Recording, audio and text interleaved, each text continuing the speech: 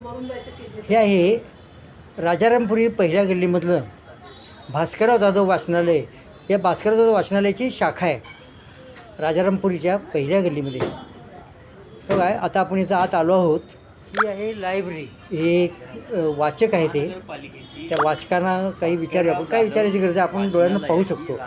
हा बघा खाली भाग, ही ठेवलेली पुस्तकं, ही खाली सगळं म्हणजे पावसानं किती ओलं झाले ते बघा.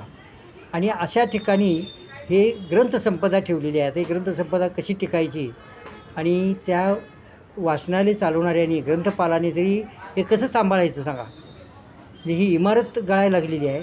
ती पुस्तकांची इमारत आहे आणि ती इमारत जरा व्यवस्थित डागडुजी करायला पाहिजे किंवा दुसरी चांगली इमारत बांधायला पाहिजे. पण महापालिकेच्या अधिकाऱ्यांनी इकडे काही लक्ष दिलेलं दिसत नाही आहे. आणि त्यांना विनंती अशी आहे की त्यांनी इकडे लक्ष द्यावं. तेव्हा इकडे ही पहिली आत आल्यावर सुरुवात बघितलं असेल ती भिंत चिरलेली आहे. त्याच्या आत आता ही बघा, ही शेवटचं जे रूम आहे ना, हे असा प्रकारचं आहे. त्यांनी ते पडलेलं का काय आहे त्याच्या पलीकडे तर पुस्तकं आहेतच, पण तिकडे जाऊ शकत नाहीत. हा पडदा बांधलेला आहे तात्पुरता. हा पडदा आहे आणि ओल किती आहे बघा.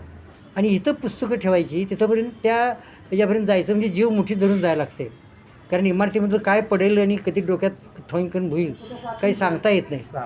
आणि त्या ओलीमध्ये ही शेजारी बाग आहे ना, ही बागेतलं आहे सगळं.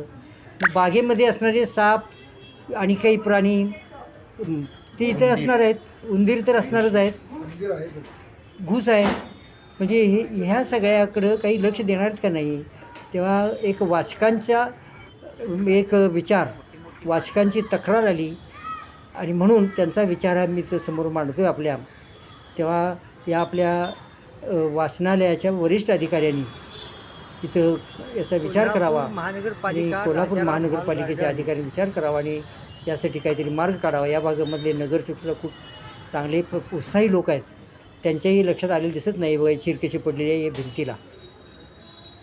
लक्ष द्यावं म्हणून